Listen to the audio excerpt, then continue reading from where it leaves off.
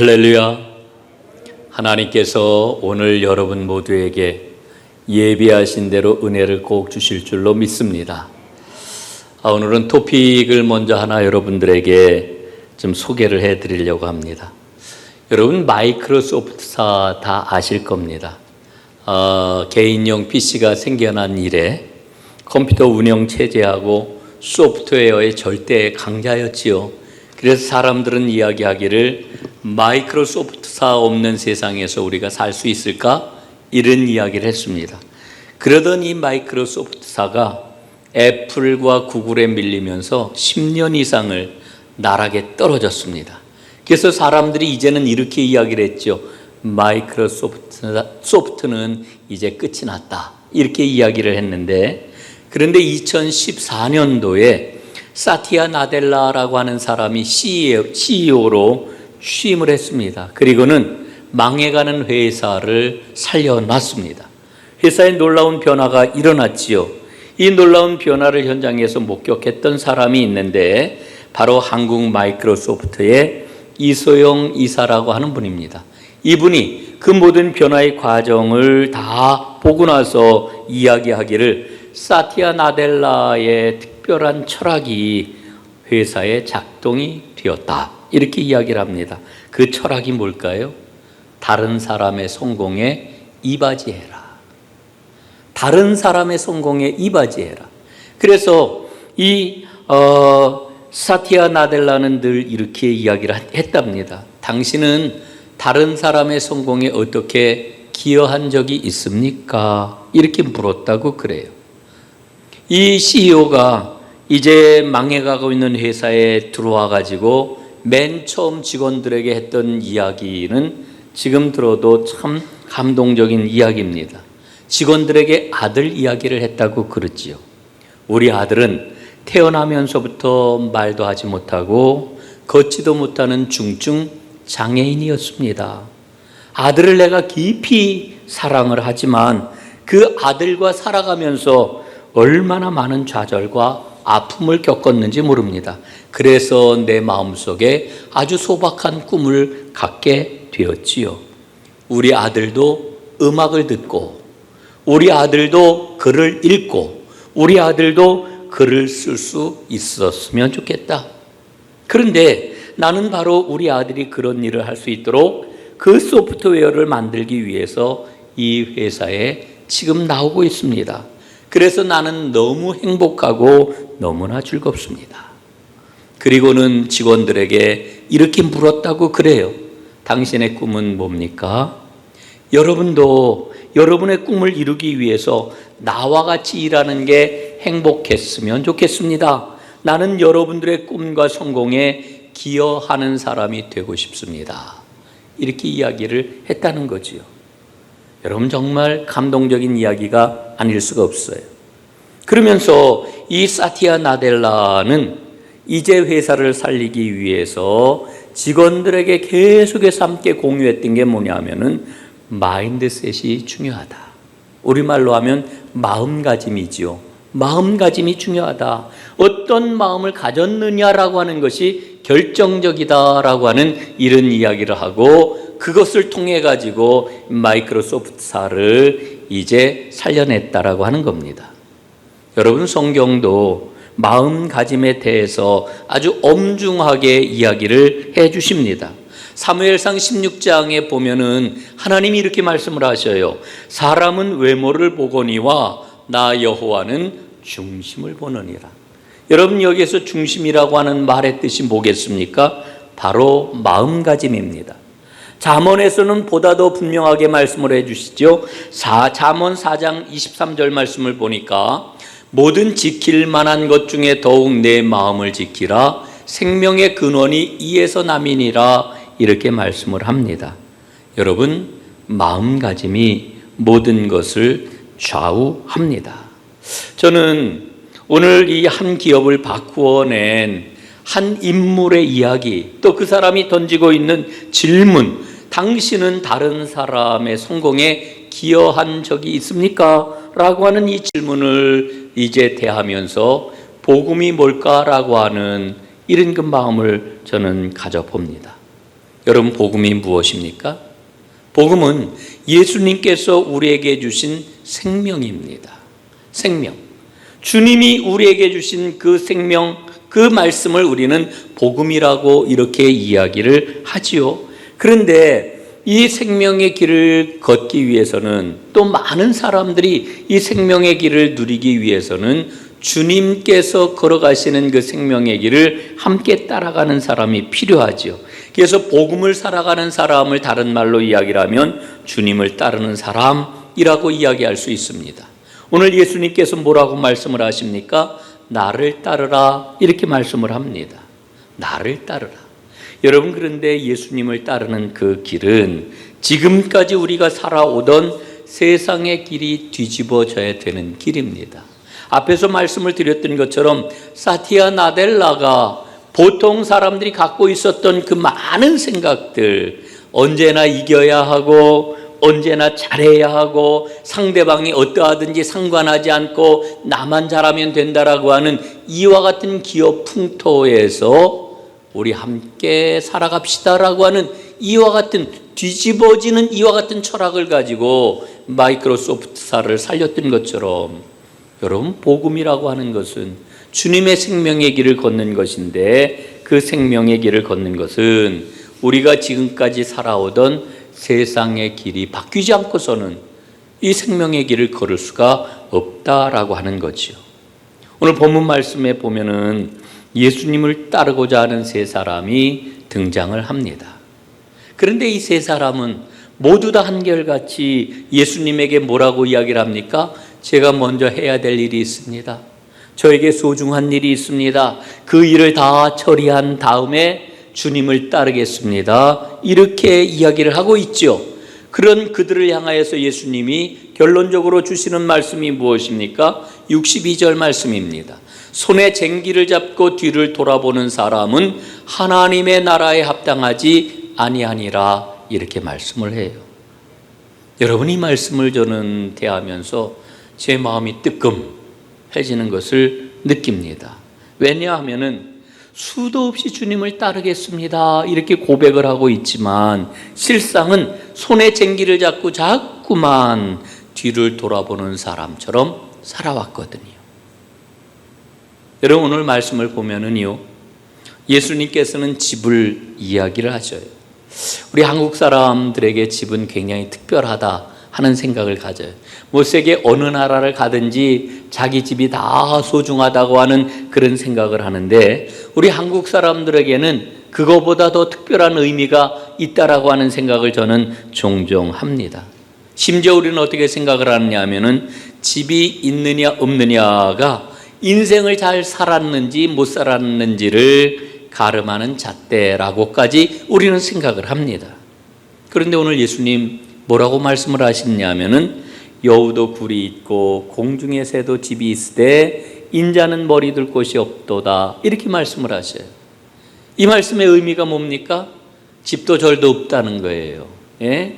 예수님은 거처할 곳이 없으시다고 이렇게 말씀을 하셔요. 그런데도 예수님께서는 나를 따르라 말씀을 하시는 거죠. 생각해 보면은 참 허무맹랑한 이야기처럼 들려요. 왜냐하면은 여러분, 예수님에게는 물질적으로나 혹은 눈에 보이는 것으로 그 어느 것도 예수님을 담보할 수 있는 그 어떤 조건도 갖고 계시지를 않아요. 그런데 예수님이 나를 따르라고 말씀하시는 거예요. 여러분, 아무것도 없는 그 예수님, 그 예수님이 나를 따르라 하실 때 과연 우리는 무엇을 보고 예수님을 따르는 것일까? 오늘 꼭 생각해 봐야 됩니다. 여러분, 사실 오늘 말씀을 묵상을 하면서 저는 이런 깨달음을 가졌는데, 예수님은 아무것도 없다. 여우도 굴이 있고 공중의 새도 집이 있지만 나는 아무것도 없다 말씀하시는 그 예수님은, 오늘 우리가 예수님을 따를 때 우리는 예수님에게 기대를 하잖아요. 예수님, 저에게 이런 것도 좀 주시고 저런 것도 좀 주시고 이런 것도 좀 풍성하게 해주시고 저런 것도 좀 채워주세요 라고 하는 기대를 가지고 우리가 예수님을 따르는데, 이게 정말 예수님께서 우리에게 주시려고 하는 걸까라고 하는 생각을 갖게 되는 겁니다. 여러분, 우리 주님께서 정말 주시고자 하는 게 뭘까? 예? 여러분 이거 한번 꼭 놓치지 말고 이 마음을 가지고 오늘 말씀을 좀 더 자세하게 살펴보았으면 좋겠습니다. 여러분 오늘 말씀을 보게 되면은 예수님께서 길에서라고 하는 이와 같은 말씀으로 오늘 말씀이 시작이 되고 있는데, 이 길이라고 하는 게 뭐냐 하면은요, 예수님께서 예루살렘으로 올라가는 길, 예루살렘으로 향하는 여정을 말하는 거예요. 여러분 이 마가복음의 그 본론은 3장부터 19장까지인데 이 3장부터 19장까지의 그 말씀은 크게 두 부분으로 나누어지지요. 갈릴리에서의 예수님의 사역, 그리고 갈릴리를 떠나서 예루살렘으로 올라가시는 여정, 이렇게 두 부분으로 나누어지는데 오늘 예수님께서 말씀을 주고 있는 이 장면은 예루살렘을 향하여 이제 옮기는 첫 발걸음, 그때 주셨던 그런 말씀인 것입니다. 여러분 예루살렘으로 예수님이 올라가실 때 제일 먼저 일어났던 사건이 무엇입니까? 오늘 우리가 읽고 있는 바로 본문 앞에 있는 단락에 그 말씀이 나와 있는데, 예수님께서 사마리아 동네를 이제 통과하시려고 그랬어요. 그런데 그 사마리아 사람들이, 그 동네 사람들이 예수님과 예수님의 제자들을 거절을 했어요. 거부를 했어요. 우리 동네 들어오지 마시라, 이렇게 예수님을 거절을 했어요. 사실 갈릴리에서 예루살렘으로 올라가는 가장 빠른 길은 사마리아를 통과해야 되는 겁니다. 그래서 그 길을 예수님께서는 가시는 건데, 이 유대인과 사마리아 사람들 사이에 사이가 너무너무 나빴지요. 그러니까 사마리아 사람들은 혈통적으로 유대인인 예수님과 그의 제자들이 자기네 동네를 통과하는 것을 허락하지를 않았던 겁니다. 어떤 주석가는 이야기하기를 예수님께서 사마리아 사람들이 당시에 예배를 드렸던 그리심산을 찾아주지 않았기 때문에 예수님을 거절했다, 이렇게도 주석을 하는 것을 봅니다. 어찌됐건 예수님이 이렇게 거절당하게 되시자 제자들이 분노했어요. 예, 분노했습니다. 그래서 뭐라고 그래요? 오늘 54절 말씀해 보니까 제자들이 이렇게 예수님께 말씀을 드려요. 우리가 불을 명하여 하늘로부터 내려 저들을 멸하라 하기를 원하시나이까. 예? 얼마나 이 제자들이 뿔이 났으면 이렇겠습니까? 그러자 예수님은 제자들을 꾸짖으시죠. 아마도 꾸짖으실 때 예수님은 이런 마음이셨을 것 같아요. 너희가 아직도 멀었구나. 왜 내가 갈릴리 사역을 마치고 예루살렘으로 올라가는지 너희는 도무지 알지 못하는구나. 아마 예수님은 이런 마음이셨을 거예요. 예수님은 그 사마리아 마을을 피해가지고 다른 마을을 통과해서 사마리아를 지나가게 되시지요. 여러분, 저는 조금 좀 쉬어가면서 왜 예수님이 그 마을을 피해서 다른 마을을 통해 가지고 가셨을까? 여러분, 예수님이 능력이 없어서 그러셨을까요? 아니에요. 오늘 예수님께서는 다른 마을로 거부하는 그 사람들을 피해 가지고 다른 마을로 돌아가는 모습을 통해 가지고 이게 하나님과 함께 살아가는 사람의 모습이라고 하는 걸 분명하게 보여주고 있는 거지요. 그럼 시편이 모두 150편 아닙니까? 150편 시 가운데 다윗의 시가 73편입니다. 그러니까 거의 절반이에요. 그런데 다윗의 그런 그 시를 보면은요, 특별히 그의 생애 가운데서 제일 힘들고 어려웠던 기나긴 시간이 있어요. 사울 왕에게 쫓겨다니던, 목숨이 매일같이 위태롭던 그와 같은 시기가 있었는데, 그때에 하나님 앞에 탄원하고 그때에 하나님 앞에 찬양하였던 그 시가 상당 부분 있는 것을 우리는 보게 됩니다. 그런데 그 시를 읽고 다윗 왕의 생애를 보면서 우리가 굉장히 중요한 사실을 발견해요. 그게 뭐냐 하면은 다윗은 사울 왕에게 그렇게 긴 세월 동안 쫓겨다니면서도 사울 왕과 싸우질 않아요. 예? 싸우질 않아요. 여러분, 다윗에게는 사람들이 몰려들어가지고 나름대로의 그런 그 군사력까지 갖고 있었어요. 군대까지 형성이 되었는데 제 생각에는 그렇게 군대도 있고 힘이 있으면은 여러분 어때요? 자기를 추격하는 사울의 그런 그 군대와 맞서 싸울 거 아닙니까? 그런데 다윗은 사울 왕과 싸우지를 않아요. 사울 왕을 원망하지도 않아요. 미워하지도 않아요. 오히려 살려주어요. 여러분 그 이유가 어디에 있을까요? 다윗은 하나님의 섭리를 믿었기 때문에 그래요. 다윗은 하나님의 때를 확신했기 때문에 그래요.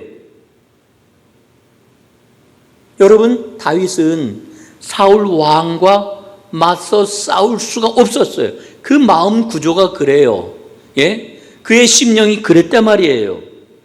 그래서 여러분 다윗이 택한 방법이 무엇입니까? 다윗이 택한 방법은 도망가는 거였어요. 사울 왕을 피하는 거였어요. 여러분 참 이상하지요. 예? 그 엄청난 군사 전략가요, 용맹한 장군이었던 사울 왕, 다윗 왕이 취했던 그 전략가 전술이 뭐냐 하면은 사울 왕으로부터 도망가자, 사울 왕을 피하자. 저는 오늘 말씀을 읽으면서 다윗의 그 모습을 떠올렸어요. 예수님도 오늘 자기를 거부하는 사마리아 사람들, 그 마을을 피해가지고 다른 곳으로 가셔요. 여기에 믿음의 큰 길이 있다고 저는 깨닫습니다. 자, 사마리아 마을에서 배척받으신 이 작은 에피소드는요, 예수님이 예루살렘을 향해 올라가는 그 여정이 고난의 길이요, 배척의 길이라고 하는 것을 알려줍니다. 그리고 한 걸음 더 나아가서 바로 예수님을 따르는 것은 그 배척의 길, 고난의 길을 따라가는 것이라고 하는 것을 우리에게 일러주고 있습니다. 오늘 예수님은 나를 따르라 그러셔요. 예수님을 따라갈 때 우리는 제자도를 걷는다 그러죠. 제자도. 예? 여러분, 이 따름이라고 하는 것은 예수님의 제자들에게 핵심적인 문제예요. 오늘날로 이야기를 하면은 교회의 가장 핵심적인 문제가 뭐냐면 따름의 문제예요. 예수님을 어떻게 따르느냐, 이게 오늘 우리 신앙의 핵심적인 문제라고 하는 거지요. 어떻게 따라야 되는지 오늘 등장하는 세 사람을 통해 가지고 하나하나 좀 살펴보도록 하겠습니다. 첫 번째 사람이 등장하는데요, 이 첫 번째 사람은 오늘 성경 말씀은 어떤 사람이라고 이렇게 이제 기술을 하고 있어요. 어떤 사람이 예수님께 내가 주를 따르겠나이다 이렇게 이야기를 하잖아요. 그런데 이 병행 구절인 마태복음 8장 19절에 보면은 이 어떤 사람은 바로 서기관이다 이렇게 일러주고 있어요. 서기관. 예? 오늘 첫 번째로 이야기한 사람이 누구냐 하면은 서기관이에요. 여러분이 서기관은 유대 사회에서 안정된 삶을 살아가는 사람이지요. 그리고 사회적으로는 존경을 받는 신분을 가진 그와 같은 사람입니다. 그 서기관이 지금 예수님에게 고백하는 거 아니에요? 어디로 가시든지 내가 주를 따르겠나이다. 정말 대단한 일이에요. 그런 서기관에게 오늘 예수님 말씀을 하시지요. 여우도 굴이 있고 공중의 새도 집이 있지만 나는 머리 둘 것 하나 없다. 예? 나를 따르면은 고향도 없어지고 삶의 보호막도 없어지고 나를 따르게 되면은 이 가련한 삶의 처지에 동참을 해야 되는 거란다. 오늘 예수님 이렇게 일깨워 주시는 겁니다. 여러분, 예수님을 따르는 게 무엇인지를 아주 분명하게 일러주고 계시지요. 마태복음 16장 24절에 보면은 누구든지 나를 따라오려거든 자기를 부인하고 자기 십자가를 지고 나를 따를 것이니라 이렇게 말씀을 하셔요.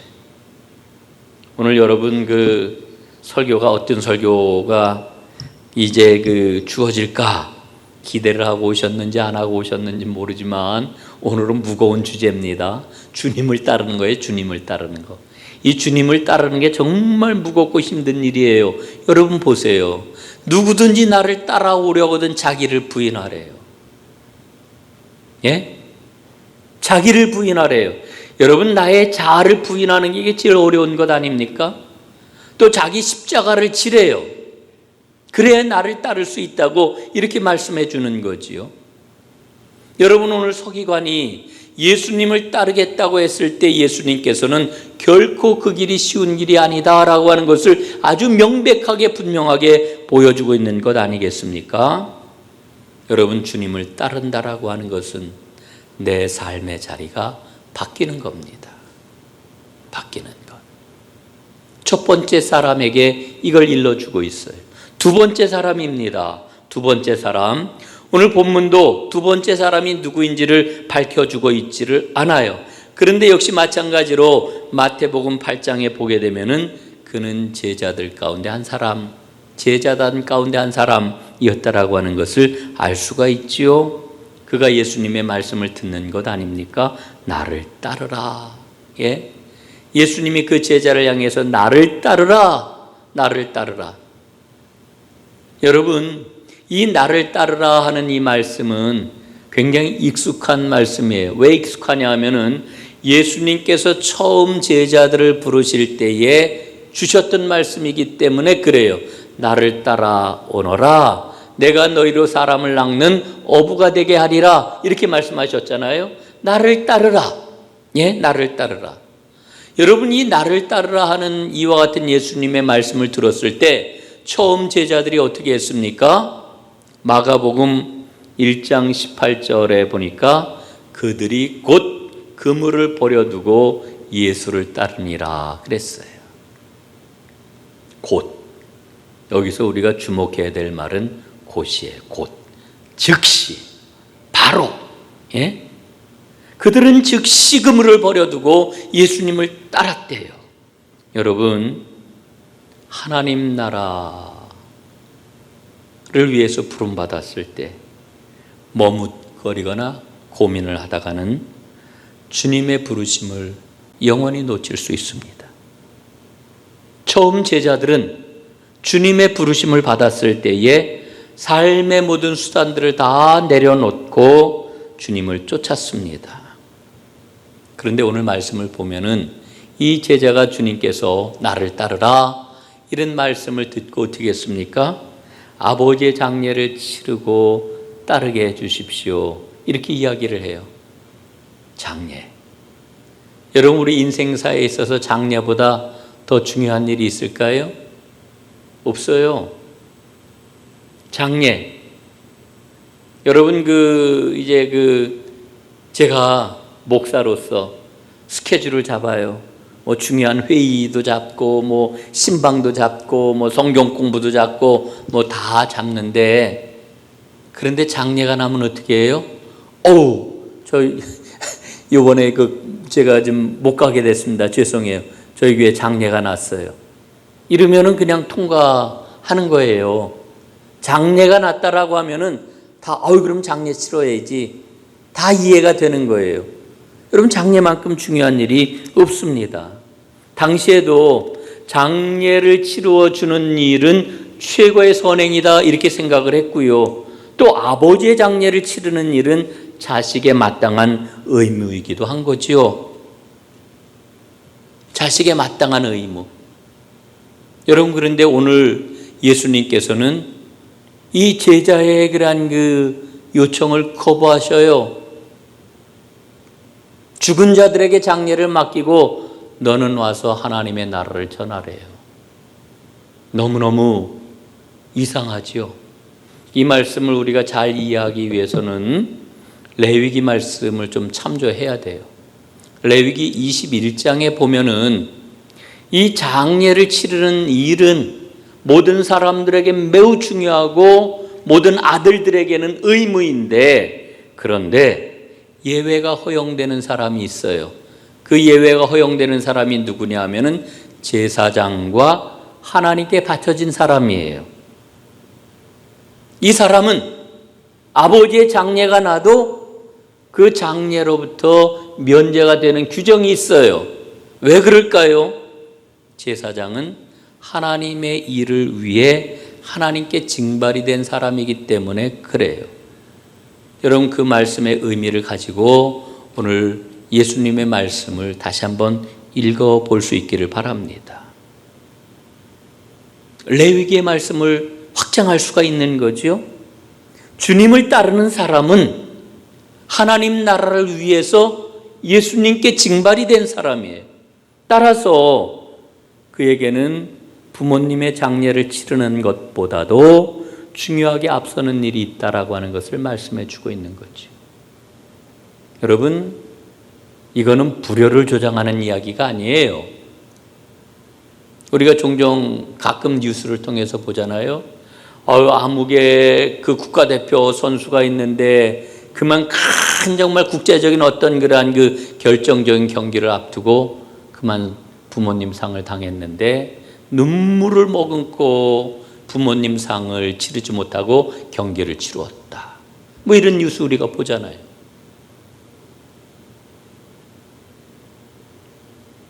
여러분, 예수님이 하시는 말씀은 아주 명백해요. 자신의 전 존재를 걸고 하나님 나라를 증언해야 된다는 거예요. 다시 말씀을 드리면은 주님을 따른다라고 하는 것은 삶의 우선순위가 정리가 돼야 된다라고 하는 거죠. 이 세상의 그 어떤 것보다도 주님의 그 나라, 그 복음을 위하여서 삶의 우선순위가 정리가 될 때 그 사람을 가리켜 비로소 예수님을 따르는 사람이라고 이야기할 수 있는 거예요. 그게 제자라고 하는 거지. 여러분, 오늘 내 삶을 돌아보아요. 하나님 앞에 우리는 너무나도 이렇게 말씀을 자주 드리죠. 하나님, 이것만 잘하고 나면 이게 너무너무 급해가지고요. 일이 너무너무 중요해가지고요. 여러분, 어떠한 세상의 일이라 할지라도 하나님 나라라고 하는 그 캐논에 비춰보게 되면 다 상대화될 수밖에 없는 거예요. 그걸 오늘 우리에게 일러주고 있는 거죠. 이 우선순위가 여러분의 삶 가운데 온전하게 세워질 수 있기를 주님의 이름으로 축복합니다. 세 번째 사람을 한번 보세요. 자기 가족과 작별한 후에 주님을 따르게 해주십시오. 이렇게 얘기를 해요. 그런데 예수님은 허락하지를 않으셔요. 이 말씀도요, 구약의 말씀을 한번 떠올려 볼게요. 열왕기상 19장에 보면은 엘리야가 자기의 그러한 그 제자로 엘리사를 이렇게 맞이하는 장면이 나오는데, 엘리사가 그때 엘리야에게 뭐라고 얘기를 하냐면은 저 가족하고 좀 작별하고 오게 해주십시오. 그랬더니 엘리야가 얼른 가서 인사하고 작별하고 얼른 와라, 이렇게 이야기를 해요. 그런데 오늘 예수님께서는 아니라는 거예요. 허락을 안 해주셔요. 너무 매몰차지요. 우리 예수님은 정말 피도 눈물도 인정도 사정도 안 봐주시는 분 같아요. 여러분, 엘리야와 엘리사는 말이죠, 하나님 앞에 특별한 사명을 가지고 부르심을 받았던 선지자들이에요. 엘리야 시대, 엘리사 시대에는요, 바알 신앙이 온통 이스라엘을 점령해 가지고 온통 바알로 가득한 그런 세상이었어요. 그 바알 신앙을 조장했던 사람이 누구냐면 바로 아합 왕조였지요. 하나님께서는 그 아합 왕조를 무너뜨리시려고 엘리야와 엘리사를 부르셨던 거예요. 그 사명을 주시고. 여러분, 예수님이 제자들을 부르시는 까닭이 어디에 있어요? 나를 따라오너라 부르시는 이유가 어디에 있어요? 하나님 나라를 세우기 위해서, 생명의 복음을 전하기 위해서 주님께서 제자들을 부르고 계셔요. 그런데 주님께서 제자들을 부르시는 그와 같은 장면, 거기에서 주님이 강조하시는 바가 뭐예요? 너희들의 사명, 너희들이 감당해야 될 책임, 그리고 거기에 필요한 믿음과 결단, 그것은 바로 엘리야 시대, 엘리사 시대보다 더 중요한 것이다 라고 하는 것을 말씀해 주고 있는 거지요. 여러분, 주님께 부름받은 우리는 그 믿음과 결단이 엘리사보다 더 크고 엘리사보다 더 강해야 되는 겁니다. 그래서 주님의 제자에게 요구되는 믿음은 뒤의 것은 잊어버리고 앞에 있는 것을 잡으려고 앞을 향해 나아가는 믿음이어야 하는 거지요. 그래서 오늘 예수님께서는 결론적으로 뭐라 그러셔요? 손에 쟁기를 잡고 뒤를 돌아보는 자는 하나님 나라에 합당하지 아니하니라. 여러분, 우리는 하나님 나라를 향해 나아가는 사람이에요. 우리는 미래를 향해 나아가는 사람이에요.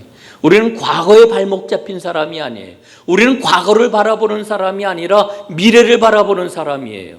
여러분, 광야의 이스라엘이 왜 실패했습니까? 하나님은 그들에게 가나안이라고 하는 미래를 주셨는데 이스라엘은 툭 하기만 하면은 과거 애굽을 바라보고 과거 애굽의 발목이 잡혀가지고 과거 애굽의 이야기를 하고 애굽으로 돌아가자 결국 광야에서 그들은 다 망하고 말았잖아요. 여러분, 손에 쟁기를 잡은 사람은 뒤를 돌아봐서는 안 됩니다. 이제 오늘 말씀을 마무리하겠습니다. 저는 오늘 본문이 굉장히 어려운 본문이라고 고백을 해요. 제가 설교를 하고 있지만 아마 설교를 듣고 있는 여러분들도 굉장히 어렵게 여겨지실 거예요. 전하는 저도 어려워요. 그런데 오늘 본문은 어려울 뿐만 아니라 또 이상해요. 왜 이상하냐 하면은 주님을 따르겠다라고 하는 이 세 사람이 오늘 주님께서 주시는 그 말씀을 듣고 어떻게 행동했는지 말해 주지를 않기 때문에 본문이 이상해요.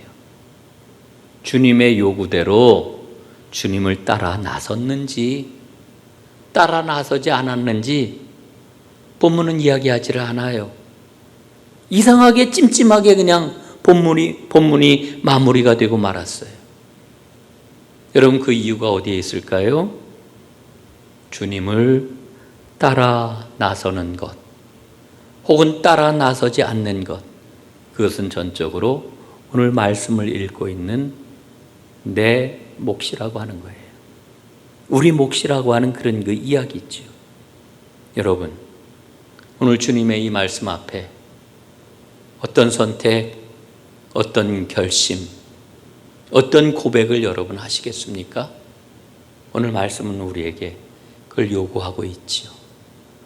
주님을 온전히 따라 나서는 귀한 결심이 여러분들의 심령 가운데 가득 넘쳐서 하나님 예비하신 은혜와 복을 마음껏 누리는, 또 함께 나누는 하나님의 사람들이 다 될 수 있기를 주님의 이름으로 축원합니다. 기도하겠습니다. 아버지 하나님, 고맙습니다. 오늘 예수님께서 세 사람을 향하여 나를 따르라 말씀하시고 거기에 대해서 이러저러한 상황들을 말씀을 드리고 그 이해를 구하였는데 주님은 그 말씀을 이제 받아주시면서 하나님 나라를 위해 주를 따르는 길이 무엇인지를 아주 선명하게 저희에게 보여주셨습니다. 주님, 저희로 하여금 주를 온전히 따를 수 있는 믿음을 허락해 주시고 결심하는 마음을 허락해 주시고 주의 길을 잘 따라 나서 마침내 예비하신 하나님의 복과 은혜를 마음껏 누리는 하나님의 사람들이 다 되게 하옵소서. 예수님 이름으로 기도드리옵나이다. 아멘.